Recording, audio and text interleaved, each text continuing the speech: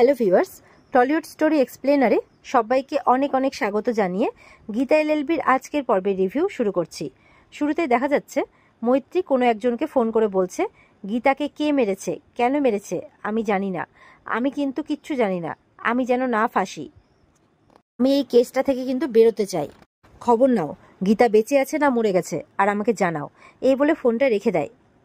এরপর বলছে যে আমি ধরা দেব না, কিছুতেই ধরা দেব না। ঠিক এরপরেই কিন্তু পাপ্পু মৈত্রীকে ফোন করে বলছে আমি পাপ্পু, তোমার ছেলে। মৈত্রী অবাক হয়ে জিজ্ঞাসা করছে কোন পাপ্পুর কথা বলছো? পাপ্পু বলছে যাকে মেরে দেওয়া হয়েছে, মেরে ট্যাঙ্কিতে ভরে দেওয়া হয়েছিল। মৈত্রী এটা শুনে কিন্তু খুব চিন্তায় পড়ে যায়, বলছে সে বাঁচবে কি করে, সে তো মরে গেছে, কি আজে বাজে কথা বলছো? পাপ্পু বলছে আমি পাপ্পু বলছি। মৈত্রীর তখন সন্দেহ হয়, সে বলে তুমি পাপ্পু হতে পারো না, কে তুমি, নিশ্চয়ই কোনো চাল চালছে।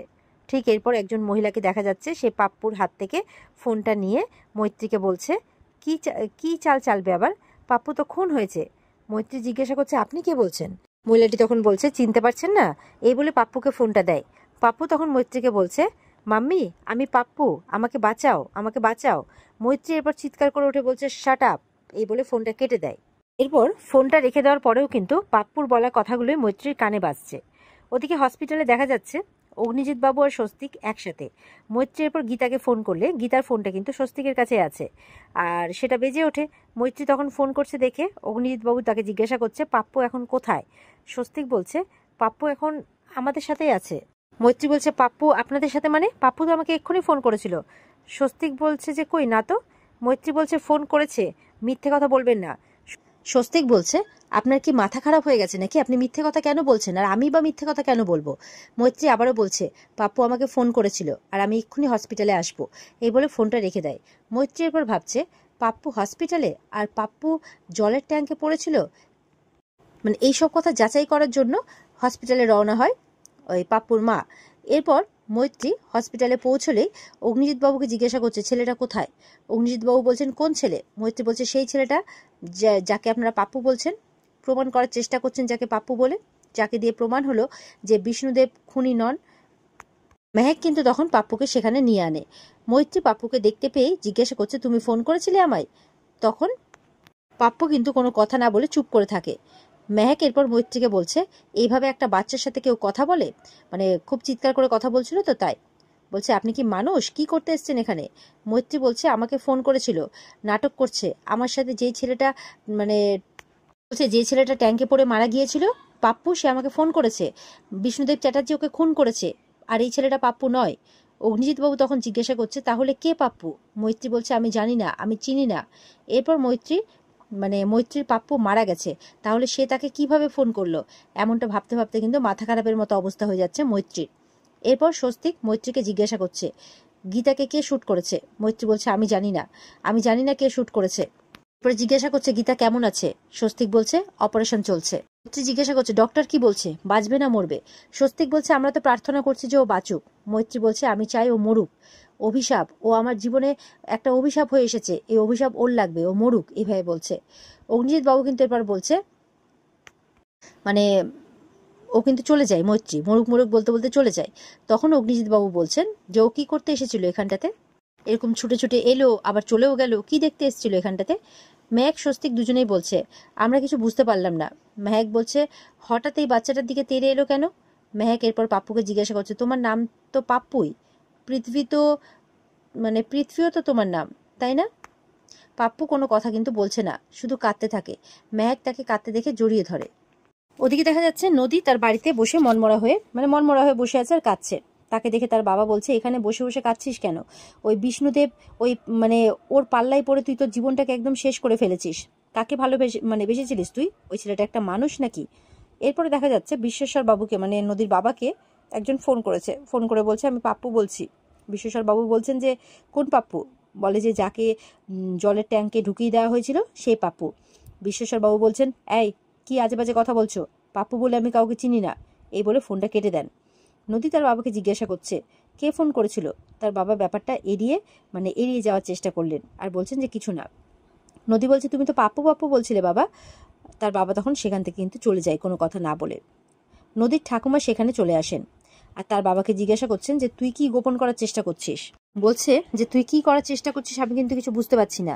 তুই জোর করে বিষ্ণুদেবের সাথে তোর মেয়ের বিয়েটা ভেঙে দিলি, আর ওই উকিল ছেলেটার সাথে বিয়ে দেওয়ার চেষ্টা করলি, সেই বিয়েটাও ভেঙে গেল।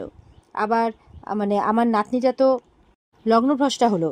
তুই আর মৈত্রী মিলে মানে ওই মৈত্রী মানে ওই মেয়েটা মিলে যা করেছিস তাতে তো বাড়ির মান সম্মান আর কিছু বাকি নেই। বিশ্বেশ্বর বলছে যে আমি কিছু করিনি, যা কিছু করেছে ওই গীতা নামে মেয়েটা করেছে, ওকে নাকি কে গুলি করেছে, ওর মরে যাওয়াই উচিত ছিল। এই বলে উনি কিন্তু সেখান থেকে চলে যান। এরপরে পাপ্পু বিশ্বেশ্বর বাবুকে আবারও ফোন করে, আর উনি ফোনটা নদীর ঘরে মানে ফেলে চলে যান। নদী তখন ফোনটা রিসিভ করে। পাপ্পু বলছে আমি পাপ্পু বলছি, আমি কি করেছিলাম, কেন মারলে আমায়, আমি মাম্মির কাছে যাব, আমাকে মারলে কেন, এমনটা বারবার বলতে থাকে। নদীর ঠাকুমা এরপর নদীকে জিজ্ঞাসা করছে কে ফোন করেছে। নদী তখন ফোনটা তার ঠাকুমাকে দিয়ে বলে ওই পাপ্পু বলে বাচ্চাটা। তার ঠাকুমা জিজ্ঞাসা করছে কে, কি বলছো তুমি। পাপ্পু বলছে আমি পাপ্পু, আমায় মেরেছে। ঠাকুমা জিজ্ঞাসা করছে যে মানে কে।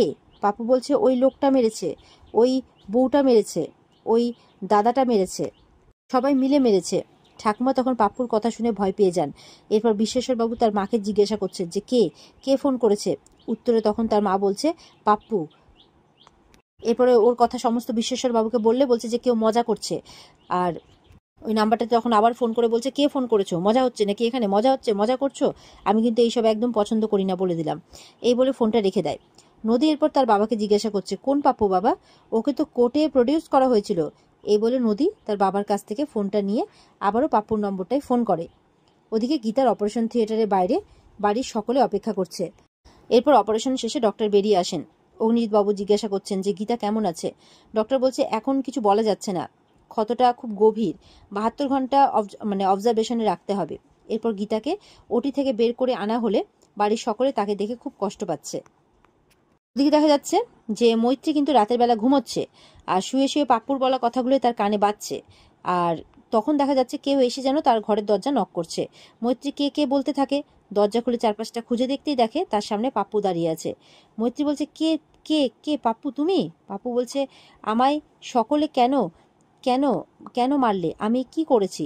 মৈত্রী বলছে আমি মারিনি, তুমি তো বেঁচে আছো, তুমি তো ট্রাফিক সিগন্যালে ভিক্ষে করছিলে। দেখা যাচ্ছে ঠিক পাপ্পুর মতন হুবহু দেখতে অন্য একটা বাচ্চা পাপ্পুর পাশে এসে দাঁড়ায় আর বলছে আমায় তো মেরেছো। মৈত্রী তো দুটো পাপ্পুকে একসাথে দেখে অবাক হয়ে যায়। পাপ্পু তখন বলছে মানে যেই বাচ্চাটাকে কোর্টে প্রডিউস করা হয়েছিল সে বলছে আমি তো পাপ্পু নই, আমি তো পাপাই, পাপ্পু তো মরে গেছে। এটা শুনে মৈত্রী কিন্তু ভয়ে ঘরের মধ্যে ঢুকে যায়। এরপর আবারও বাইরে বেরিয়ে দেখে সেখানে সেই দুটো বাচ্চা একজনও কিন্তু নেই। এরপরে মৈত্রীকে কেউ ফোন করলে সে ফোনটা রিসিভ করতেই দেখা যাচ্ছে যে ওদিক থেকে বলছে যে আমি পাপ্পু বলছি। মৈত্রী কিন্তু এবার রেগে গিয়ে বলছে হতেই পারে না, পাপ্পু মরে গেছে, মরে জলের ট্যাঙ্কের ভিতরে ফেলে দেওয়া হয়েছিল। ইয়ার কি হচ্ছে আমার সাথে নাকি, ঠিক করে বলো কে বলছো। এই বলতে বলতেই পাপ্পু ফোনটা কেটে দেয়।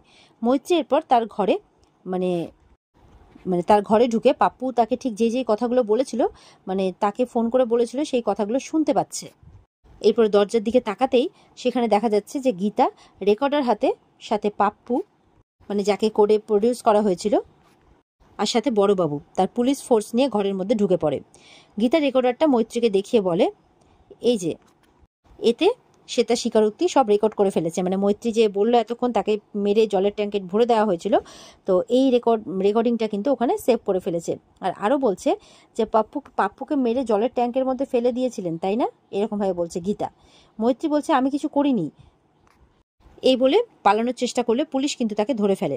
গীতা এরপর মৈত্রীকে বলছে পাপ্পুরা যমজ ভাই, একজন পাপ্পু আর একজন পাপাই, আর আপনি তাদের মা নন তাই তো। মৈত্রী গীতাকে প্রশ্ন করছে যে আপনি আপনি সুস্থ, আপনার না গুলি লেগেছিল। গীতা বলছে গুলিটা চালিয়েছিল কিন্তু গুলিটা লাগেনি, সামান্য চোট লেগেছিল, তাতে গীতা এলএলবি হসপিটালে বসে থাকার মেয়ে নয়। মৈত্রী বলছে কিন্তু তাহলে অপারেশন। গীতা বলছে সবটাই মিথ্যে, শুধু আপনাকে বোঝানোর জন্য যে ক্রাইম ডাজ নট পে। এরপর বড়বাবুকে তাকে থানায় নিয়ে যেতে বলে আর কালকে কোর্টে চালান করে দিতে বলেন, বাকি কথা সব পরে সাক্ষাৎ করে বলে দেবে, এরকমটা বলছে, মানে কোর্টে হবে। বড়বাবু কিন্তু গীতাকে জিজ্ঞাসা করছেন যে এর মোটিভটা কি। গীতা বলছে আমি আপনাকে সবটা বলছি যে কিভাবে দুটো বাচ্চা বেঁচে আছে, যা করেছে ভালোবাসার জন্য করেছে, যা করেছে বিষ্ণুদেবকে ফাঁসানোর জন্য করেছে। মৈত্রী গীতার উপর রেগে গিয়ে তাকে চুপ করতে বললে বড়বাবু মানে তার ফোর্সদের নিয়ে তাকে থানায় নিয়ে চলে যায়। আর এখানে কিন্তু আজকের পর্ব শেষ হয়ে যায়। তো বন্ধুরা, এই ছিল আজকের পর্বের রিভিউ। কেমন লাগলো অবশ্যই জানাবে। চ্যানেলের সাথে জুড়ে থাকতে সাবস্ক্রাইব অবশ্যই করবে, আর পর্বের বিস্তারিত দেখতে স্টার জলসার পর্দায় চোখ রাখবে। টাটা।